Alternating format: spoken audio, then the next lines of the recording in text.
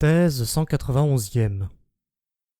Le vieux problème théologique de la foi et du savoir, ou plus précisément de l'instinct et de la raison, la question de savoir si pour juger des choses l'instinct mérite plus d'autorité que la raison, laquelle entend juger et agir selon des motifs, selon un pourquoi, donc en vue d'une utilité et d'une fin, ce dilemme n'est rien d'autre que l'antique problème moral qui surgit pour la première fois avec la personne de Socrate et qui divisa les esprits bien avant le christianisme. Socrate lui-même, obéissant à son talent, le talent d'un dialecticien supérieur, s'était rangé d'abord du côté de la raison. Et en vérité, qu'a-t-il fait toute sa vie, sinon de se moquer de la gaucherie et de l'incapacité des nobles athéniens, qui étaient des hommes instinctifs comme tous les êtres nobles, et se révélaient parfaitement inaptes à rendre compte d'une manière satisfaisante des motifs de leurs actions. À la fin, toutefois, en silence et en secret, il se moqua aussi de soi. Il trouvait chez lui la même difficulté et la même impuissance s'il s'interrogeait dans son fort intérieur, en face de sa plus intime conscience.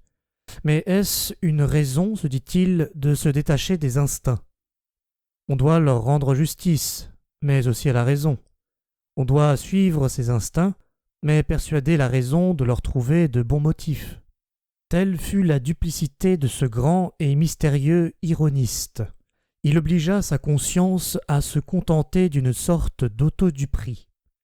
Au fond, il avait percé à jour ce que les jugements moraux comportent d'irrationnel.